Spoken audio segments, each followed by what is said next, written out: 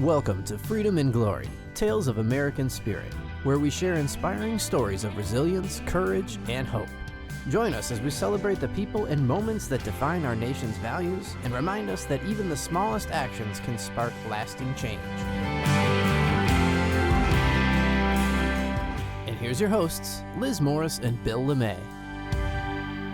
On today's episode of Freedom and Glory, we're proud to spotlight a creator whose work embodies the beauty, resilience, and craft of American-made goods. Victor Lytvinenko is the co-founder of Raleigh Denim Workshop, a North Carolina-based company known for its meticulous approach to denim. With respect for tradition and a relentless pursuit of quality, Victor has helped revive and reimagine American craftsmanship for a new generation. Victor, what brought you to North Carolina? Oh my gosh. We moved here when I was a year old, and we actually moved into a house like 5 blocks from here. So we're in my old neighborhood. It was cool to drive around getting here. My dad got a job with IBM. My grandparents were refugees from Ukraine after World War II. And my grandfathers both worked in factories in New Jersey and Pennsylvania. And my dad, I guess he got a job at a newspaper, and he learned one of the first computer languages and saw an ad from IBM, and they said, hey, we need somebody that knows this obscure thing that you learned at the newspaper. And he was like, sign me up, let's go. So we moved here. That's a nice story. I know you're married, right? Yes. Okay, what about that? Where did you meet your wife? In high school, in the 1900s. Yeah. Yeah. Oh, like you were school lovers. I mean, Totally. Wow. Yeah. I met her at Emilio's Pizza, and we were watching the World Cup final in 1998, and at halftime of the game, I told my best friend I was going to marry her. I was like, it's this done deal. you knew it at that time? I did, no doubt. Wow. She doesn't believe me, but it's true. And you're obviously getting along because Most of the time. It's good because you're in business together, right? Well, Didn't you co-found something? I mean, it's incredible to be in a long-term relationship. You learn so much about somebody, and like we're changing so much, and we're not who we were 25 years ago. And it is a really beautiful and like one of the coolest things I've ever been a part of in my life. One of the things I'm most grateful for. You mentioned it in the open, Raleigh Denim. How do you get to that point where you go, you know what I'd like to do? I wanted to be an astronaut. That's what I wanted to be. How did you get to a point where you say, I'd like to make denim. I'd like to make some jeans. I've always liked making things. So I've always been entrepreneurial and very like wanting to be hands-on with like everything I'm doing. I was into furniture making in college. Got into photography, fine art painting. I really like learning crafts. I like learning how to learn different types of wood, how to age them, how to build things with them. I mean, the wood moves. It's a very beautiful thing. All of that got me into cooking. I used to cook in Raleigh at Second Empire restaurant under Chef Daniel Schur, who is one of my mentors. From there, I moved to New York, and I walked into the best restaurant in New York City at the time, 7 years in a row. Nobu won best restaurant in New York. And I just brought the menu from Second Empire, and I was like, I know this. And I was like, I want to work here. And they were like, they gave me a shot, and I did really well. After September 11th, I moved back to Raleigh and went back to Second Empire. I wanted to learn more, and the chef Daniel was teaching me a lot about wine. So I started making wine in my mom's garage right around the corner here. And there's a video, I'll send you the link, you can post it, it's pretty funny, from 2001 when I was making the first batch of wine at this house around the corner. I thought I was going to start a winery. I was like, oh, this is a thing. I love craft production. I love like quality over quantity. I love something that's like of a place and of our hearts and heads and hands, and just something that's singular and pure. The winemakers that I love, they weren't competing with other winemakers. They were just trying to like make the most beautiful thing that they could from the land that they were on. And I couldn't figure out how to do that here. But while I was up in the mountains here, I met all these people that had worked in the denim industry. So the oldest mill in America was in Greensboro, Cone Mills, the white oak plant. They literally invented denim production there. They filed the patents for industrial denim production in 1905. I met some of the mechanics, these old guys that were up in Bakersville, North Carolina. They were working in the last Levi's factory in America that closed in 2005. And I kind of took this like food and winemaking philosophy and applied it to denim. I was like, oh, we have the terroir here. We've got like, you know, the denim, the history. I met this lady, this incredible woman, Crystal Ellsberg. I think she was 76 or 78 when I met her. She passed away a couple years ago, but she was the pattern maker at Levi's in the 60s and 70s. And we were just working in this like little like warehouse space with no heat and no windows. And she walked in and she was like, I heard you make jeans and I want to work here. And we were like, we've never sold a pair of jeans. We can't pay you. And she's just like, that's okay. I'll work for free until you can. And within, I don't know, 6 months, we had our first order and off to the races, and ended up spending, I don't know, 15 years working with her. My gosh. Was she pulled in? I mean, I love this quote, I think from your website, saying that Raleigh Denim Workshop is American enterprise / art project / romantic adventure. Was she pulled into that, culture? That sounds so beautiful. Yeah, I think that like us setting that intention is kind of infectious. I don't think at that time it was like out there in the world or being marketed or presented, but her interest and her skill set was just in making like we totally connected on wanting to make the best thing that we possibly could. And I mean, we spent 12 years hand drawing, hand cutting every single pattern, and like almost to almost too much, right? Like I don't think that we really needed to do that for anyone else, but we needed to do it for us. Like we knew it could be better, so we kept going, and it would keep us up at night because we'd be like, wait, the width of a pencil line is, or the width of a needle is 1/32 of an inch. But if you sew two pieces together and it's off by the width of one needle, and then you open it up, it's twice that, so it's a 1/16 of an inch. And then add up how many seams there are around the waistband of a jean. All of a sudden, 1/32 of an inch times 8 seams can, like times 2, ends up being a full size. And so this is why like clothes that you go try on anywhere don't fit, or you buy another one and it doesn't fit the same. And we were trying to make them all fit exactly the same. So I think she and I really connected on this just pursuit of perfection, and it was beautiful and fun. And she was, twice my age. She was my mentor, but I was also her boss. And so it was just beautiful, just relationship of learning from just somebody that's been in the business as long as she has, and then me and Sarah bringing our energy and creativity to it, and kind of throwing it all in the pot and letting it stew. Like it was beautiful. Where does this come from? I get the sense that what you've just explained is part of everything you've done, whether it be the wine or the cooking or the, right? So where does that come from? I think it's like, I mean, this is a very deep question, so let's go there. But like, I mean, I'm living the American dream in very many ways, right? My grandparents came here to give my parents a better life. They're refugees. They were fleeing war in Ukraine, exactly what's happening right now. Right. And people helped them. People supported them. They got jobs. My parents grew up and got educations that were different I don't know if it's better or not. And, then I got these opportunities of safety and security and education and finance and all these things that my parents and grandparents didn't have.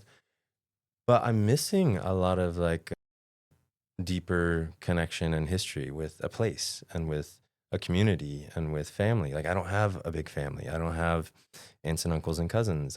Or not in America, at least. So growing up, I definitely was like, had a lot of opportunities that they didn't have. And I'm missing a lot of things that they have or had. And I think a lot of my pursuit of craft and connection and building a company is almost like filling that void of family and community, or extended family and community, that I didn't have. That was deep. Yeah. That was deep. But it comes from somewhere. Yeah. Yeah. I'm just curious how, something that's so built by hand, how that can scale. Or, at a certain point, it feels like you're restricted, and that's kind of. I'm just curious how a pair of jeans comes together, how you kind of played within that model that's inherently restrictive.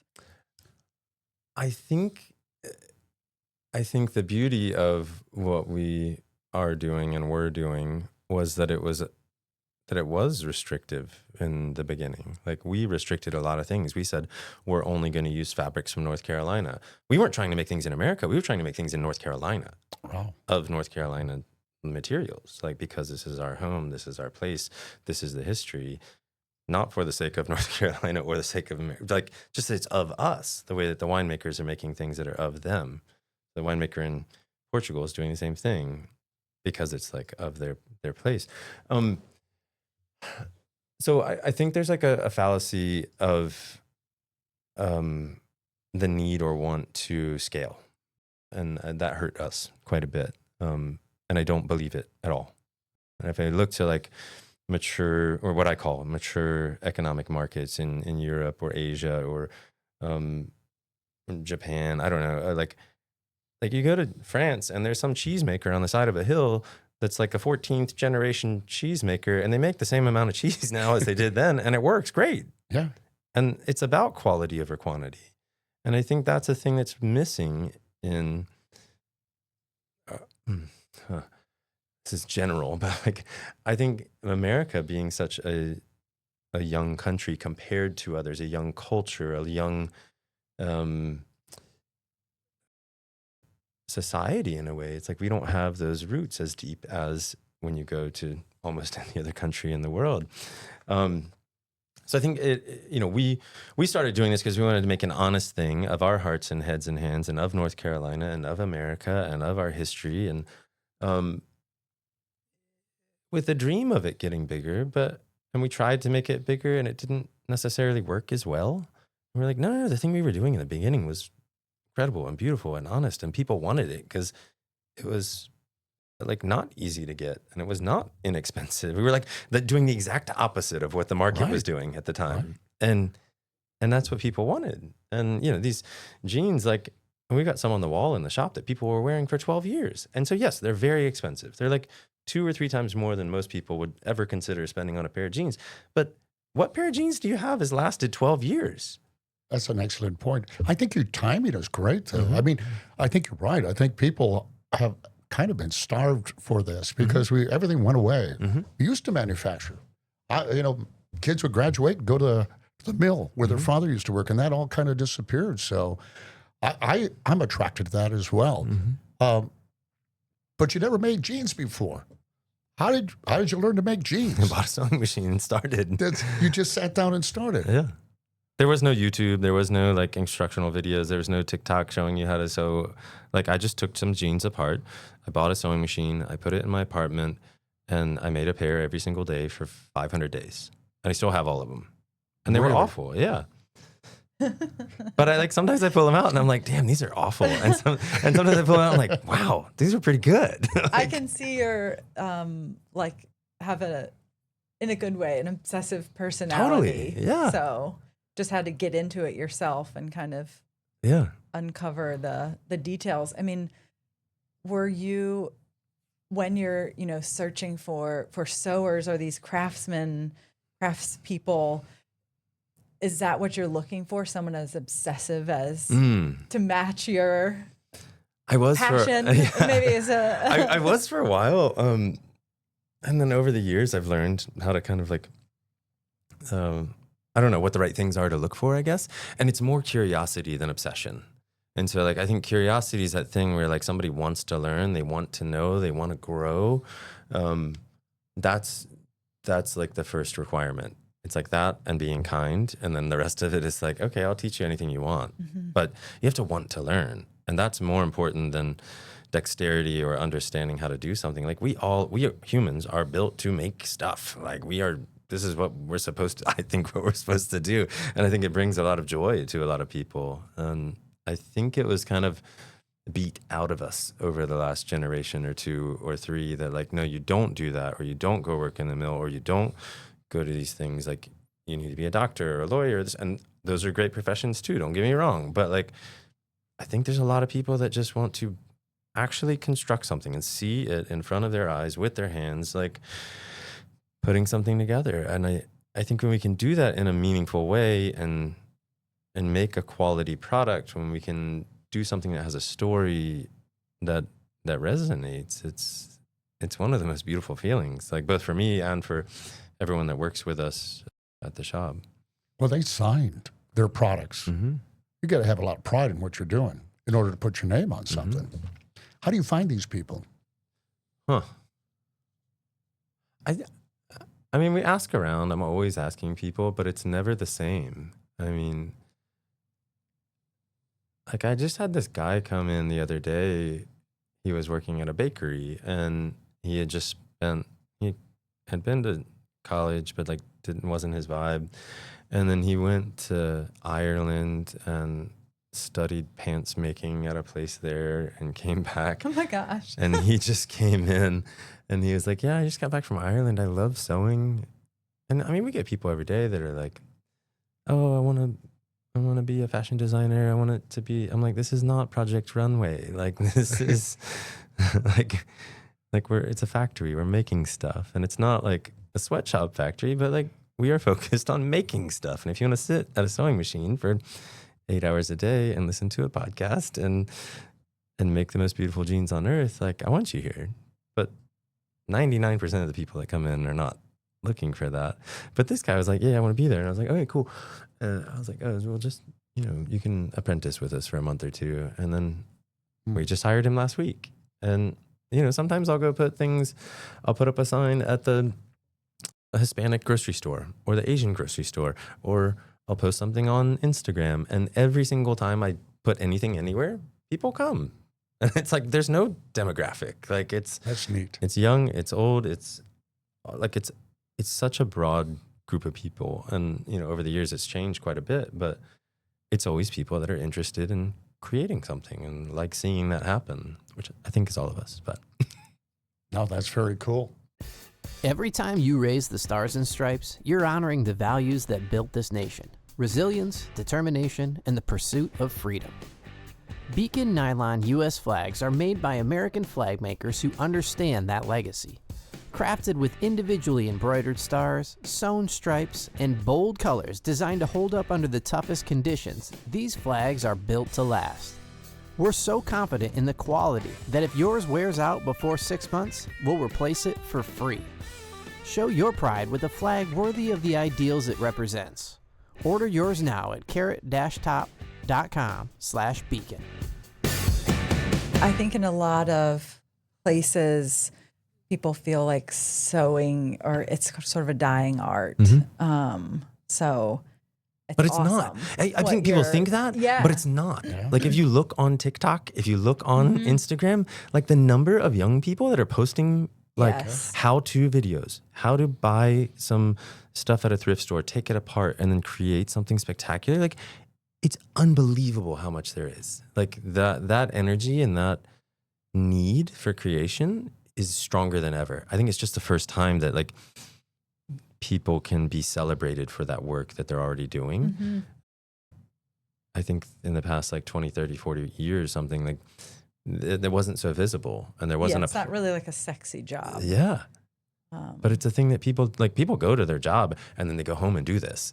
And that's what they talk about, and that's what they post about. Mm-hmm. They're not posting about the job that they're doing that's paying their rent. They're like, oh my God, look at this incredible stuff I'm making.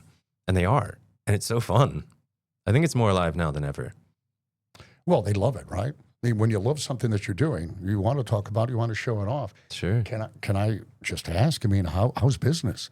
And who are your clients? And can I order from California? Do I order here? I mean, just give me a little background if you don't mind. Business is ever changing.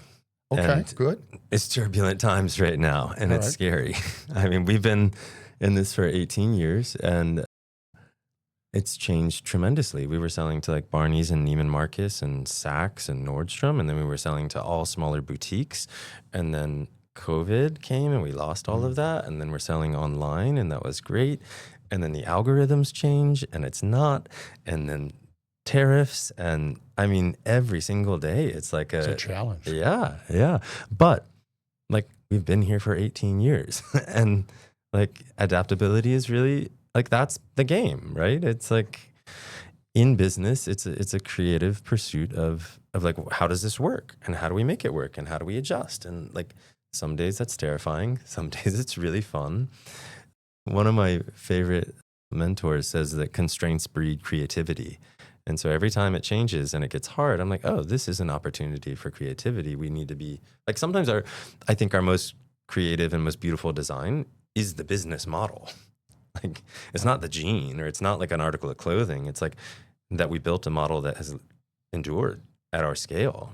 And I think it's totally possible. I actually wrote this my wife and I wrote this article for the Journal of Modern Craft like 10 or 12 years ago about kind of mid-sized manufacturing businesses.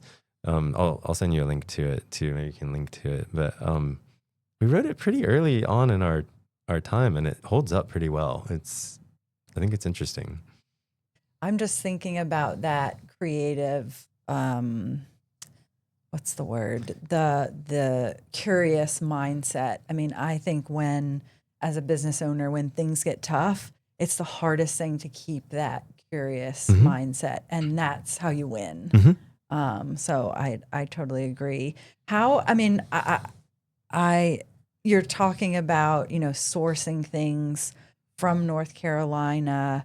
How is that still how your business model is? And like, I'm just curious because you mentioned the tariffs, how is that? I feel like if you go far enough upstream, it's like, especially in the textile industry, things are moving around to different, within this hemisphere or whatever, I'm just curious, if we're trying to source something locally, how that's being impacted.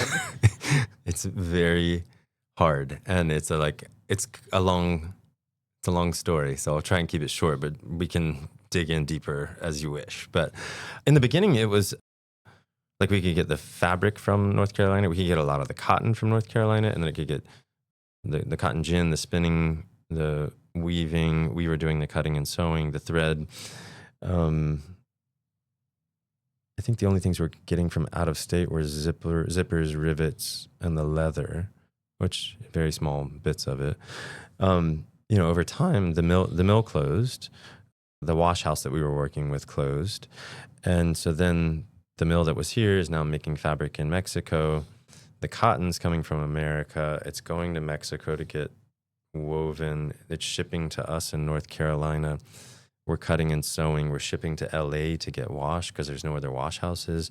Shipping back to North Carolina to finish it, then shipping out to a customer. And it's like, we went through a pretty deep crisis in that time because I was like, this is not what we got into this for. It's actually the opposite of what we got into it for.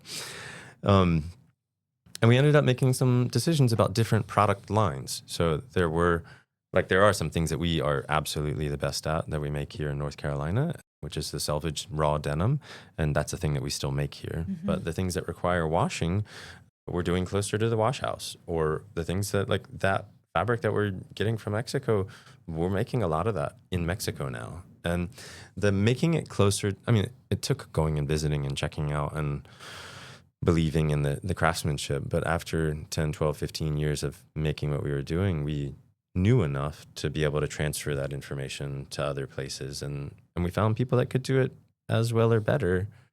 Is it my dream? No. Are we big enough to have our own weaving mill? No. So it's like we kind of got to find those balances. And I think transparency is the key to having a brand. Is like we were this in the beginning, and then things changed, and we were just open with people. We said, hey, here's why. Here's what we're doing, and here's why. You choose. And the prices are different. And then so it's a wild ride. Yeah. Well, I mean, I think probably if you look at, I feel like that same story is with a lot of other textile people in the textile industry. You just have to kind of pivot and shift.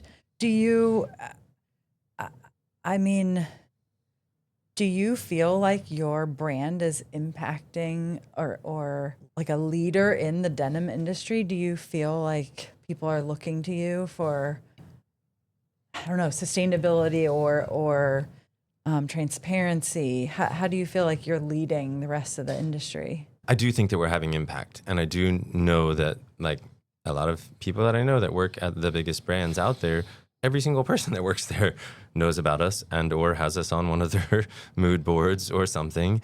You know, are we actually changing things? Like, I think we are in people's minds, and I think it's going to take a little bit of time, but I think us just being open and honest and real about what we're doing is leading a way that I don't see in the clothing industry that much. And I don't think it's going to come until consumers get the education and are thinking about it and are asking for it. And so I think that's our part. Our part is like showing, hey, this is possible. Like, oh, you said you can't. People told us that we could not have a fashion brand in North Carolina. We had to be in New York or Paris or LA or whatever. And we were like, we don't want a capital F fashion brand. We want to do a thing from here. Like, let's do the thing from here. And I was like, I don't know.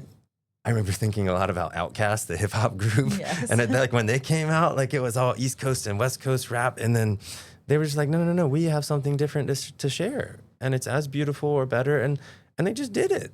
And I think that there's a lot in that. I think that we're kind of doing what we're doing in a similar kind of way. I don't know if it's the same kind of impact. I can't make any kind of claim about that, but it is possible anywhere to do something honestly and share that.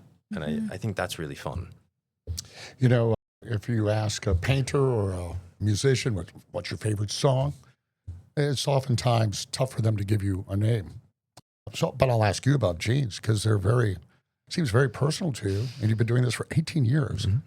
Is there a particular style or is there a gene? Or what are your creations that you particularly? My favorite thing that we've ever made runs really, like, we kind of rebuilt the supply chain. I wanted to make jeans the same way that my favorite winemakers were making wine, and that's like as closely connected with the earth as possible. And my favorite winemakers are making natural wines from organic grapes with no pesticides, like pure. I was like, can we do that with jeans? And I asked a lot of people that everyone's like, you can't grow organic cotton. It's not possible. I'm like, people have been doing this for thousands of years. Absolutely, it's possible. Like, these chemicals have not been around for that long. And so I wanted to grow the first, or be a part of growing the first crop of certified organic cotton ever grown in North Carolina. And we worked with Eric Henry of TS Designs, who makes a lot of awesome stuff. Might be a good person for y'all to chat with. He's in Burlington, and he got together a group of businesses, and we bought futures from a couple cotton growers in eastern North Carolina to grow the first crop and of certified organic cotton in North Carolina. And then we had it all processed within the state. So not only did we make jeans from the first crop of certified organic, it also had the smallest carbon footprint of any jean that I know of on earth. And it was not cheap, but it was one of those things where it's like, does that have impact? I think so. We proved it. It's possible. So now when people say this is impossible, we can say, like, no, it is. We did it. Like, can we do it at scale? No, we can't. Do we have enough money to make it? No, we can't. But other brands could. And, we did some design work for Patagonia, and I showed them and told them, because they're growing certified organic cotton in Zimbabwe and then shipping it to China and then making things somewhere else and then shipping it here. And I'm like, okay, it's cool that it's certified organic, but like the carbon footprint is 16,000 miles. Like, Good point. I don't necessarily think maybe that's better than some other things, but I don't know. But I know that what we did is absolutely better and is absolutely possible. It's amazing. Cool. Do you still have those jeans? Oh, yeah. Are they for sale? No. We could I think we only made like 1,000 pairs or something. This was like probably 8 or 10 years ago. But that would be a cool pair to own. Yeah, So back to your question, that's my favorite. That's your favorite. Yeah. All right. What, advice would you give to other entrepreneurs or other craftsmen kind of thinking about something like this model? Mm-hmm. I think honesty and iterations are the things that I really believe in most and suggest. Like, I think if you make and anything you make, if it has a story, and the story could just be like, I love this, or I believe in this, or something, like there has to be something there. Like, why buy this thing from you? Why are you making this thing? Like, why are you getting up in the morning promoting this thing? If it's just for money, like, I don't think that's enough. Like, there's no way. Like, and then I think iterations are really interesting. I've been teaching at the NC State Architecture School this past semester, and that was the thing that I kept telling the students over and over and over again. I was like, do more, like, don't do 2, do 3, do 100. And I expect for myself a less than 1% quote unquote success rate. And those other 99, I don't look as failures. I look as education, as learning. And it's like, as long as you're learning something every step, it's like, it's free education. It's not failure. It's like, no, you're getting better. You're getting better. You're getting better. You're getting better. And I think that 1% upside down rule, 1% success, is a pretty good one to go by. I was making 500 pairs of jeans, and I was like, oh, I think I finally got one that's okay. And it wasn't great, but it took 500 to get to a point where I was like, okay, I believe in this. Like, Yeah, a lot of people would have given up yeah, long before the 500. right. That's And good maybe other advice. people can do it in less or whatever, but just, I think that pursuit of the craft, the pursuit of the knowledge, of the curiosity, of the learning, like, that's the joy of the whole thing. Like, Now that you're successful, I mean, well, you Still here. define it. Today, I consider that successful. But you have employees. I don't know how many, but there's pressure from that perspective. It's one thing to have the joy to make the pair of jeans, but there's also the business aspect. what's the pressure though? You don't think there's pressure? No. What pressure are you thinking about though? Well, I'm thinking if I own a corporation or a company and I have all these people who are somewhat dependent on the business being successful, I'd feel a little pressure about Sure. that. Do you? Yeah, always. Okay. But- How do you handle that? But sometimes I wonder why I feel that. And I wonder if I need to feel that, or if it's just like some outside thing of like a pressure to scale, a pressure to grow, a pressure to something. Like, I think I kind of let go of the pressure a while ago. Like, we were trying to be a bigger brand. It was really painful. It wasn't working. Nobody was happy. And then we kind of let go of that. And we were like, we became a much smaller business and a much better business. And there's less, there's still pressure per se, but it's like, no, we found the right balance. Like, we found the right buoyancy. And so I think the pressure is either like imposed, and that's the reason I asked, like, Yes. from the outside, from people saying you have to be bigger, or you have to be more profitable, or you have to make more. It's like, you don't. Like we can be a very small business and run have a very lovely life and not be rich. And that's awesome. And I love it. Perfect. That's a great answer. It really is. And if it does get bigger, great. But like, that's not my purpose. Right. I get that sense. You're in it for the love of what you do. Mhm. Which brings me to my very capitalistic next question. How do I get a pair of jeans? Oh, on our website, I mean, Is it RaleighDenim.com. that easy? Yeah. Really? I mean, are these truly designer jeans? Do I have to measure myself, or can I buy them off the rack? How does it work? I mean, if you wear a size 32 Levi's, it'll be order a good. size 32 Rs. All right. That's very simple. See, he's in love and it makes it easy for me. Yeah. That's all I got.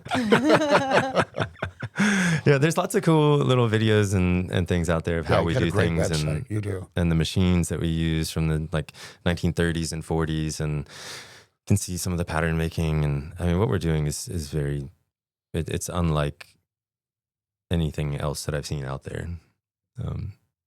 So I don't believe I've ever met, few people that have your passion and have kind of a perspective on life that goes beyond what I think a lot of businesses exist for. And to be successful, however you define it, is what it's all about, right? totally. Yeah, that's what I come away with. Yeah. It's a pleasure to have met you. Oh, Really. thank you. An Thank you for inspiration, having really. me. This is fun. Yeah, thank you, Victor. We really appreciate you coming on the pod. Yeah. Yeah. So how much of a discount do we get now? You just got to come over and we'll make some together. Oh, I would love that. Okay, great. Thanks, Victor. Yeah. Great meeting you. Thank you. Take care. Every flag tells a story, and every patriot makes a difference. When you subscribe to Carrot Top's newsletter, you'll find updates and inspiration to help you honor your values and inspire others.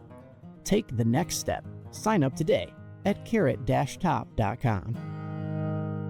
All right, Hi, welcome to a new segment called Flags of Change, where we explore how powerful symbols are often born from a bold vision of just one individual. At Freedom and Glory, we believe that lasting change starts with one voice, one action, or one spark. Today, we honor a flag that has become a national emblem of remembrance and resilience, the POW MIA flag. So, Kristen's here joining us. Thanks for being on, Kristen. Can you tell us the origin story of the POW MIA flag? Who created it and what inspired the design? It's actually a really powerful story. It was basically created by or spearheaded by one woman. Her name was Mary Hoff. She was the wife of somebody who went missing in action. His name was Michael Hoff. As part of the National League of Families of American Prisoners and Missing.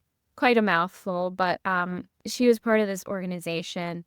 And so she reached out to the VP of sales at Ann Flag Makers. His name was Norman Rivkees.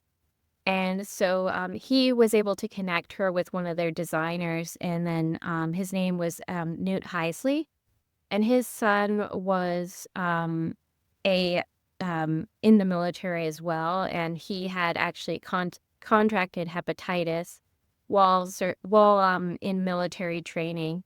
And so Newt was so stricken by his son coming back. He came back very thin and unwell from military training. And so that image just stuck with him. And he kind of used it as the basis for the POW MIA flag. And the whole idea is that it's supposed to kind of capture, like, obviously what these prisoners of war go through is unimaginable, but it's supposed to kind of capture that, just how difficult and how stark those conditions can be. I've seen the flag all over the place with groups that support our veterans. A lot of times, a flag like that is very impactful because it reminds people in the general population, really, the sacrifices so many people have made. So how would you gauge the impact of this particular flag on the overall general population? I mean, before the flag was created, I think 1973, there were over 2,600 missing soldiers from Vietnam. And so having this flag, people started seeing it, and it really brought awareness to this issue of of all these missing soldiers. And so as a result, this movement was able to put pressure on the government to really start looking for these missing soldiers, trying to do everything they can to bring them home. And then as a result, they were able to locate over 1,000 of these MIAs and PIWs. It's still flown today. You see it all over. Has its, objective or has its influence, kind of evolved? There's still over 82,000 POWs and MIAs. So, I mean, a lot of soldiers from previous conflicts, they were never brought home. And I think now it's kind of just a reminder of all of the soldiers that, we never really got closure for. And then and you see it a lot now, especially because they passed a law in 2019 called the National POW MIA Flag Act.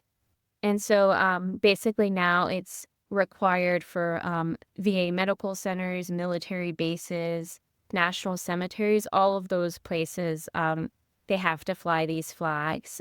And so I think now you just have this more general awareness of that kind of sacrifice. You were talking about, the original designer. He was inspired by his son. What other, elements of the design, do they have some kind of symbolism or meaning behind them? The watchtower with the barbed wire, that represents, these were very brutal conditions that POWs undergone. Like, it was very brutal. And then you kind of have that black and white design, very stark. And that was kind of the reality that a lot of these people faced when being held prisoner. When we look at the flag, are there any surprising or maybe lesser known facts about the flag that you can enlighten us on? Yeah. So the creator of the flag, Mary Hoff, she did not copyright the flag. So basically, any person that has the ability to manufacture flags can make and sell the POW MIA flag. And this was intentional. Like, she did not want to profit from the making of this flag. She wanted to just get the message out as best as she could. Well, thank you, Kristen, for joining us and being a part of our first Flags of Change segment. All right. Thank you for having me. Thank you, Kristen. Bye-bye. Thank you for listening to Freedom and Glory, Tales of American Spirit. We hope today's story inspired you to take action, embrace challenges, and pursue your dreams. To explore our collection of American-made flags and products that celebrate resilience and craftsmanship, visit us at carrot-top.com. That's carrot-top.com. Don't forget to subscribe, leave a review, and share this episode with others who appreciate stories of determination and hope. Until next time, stay resilient and keep your flag flying high.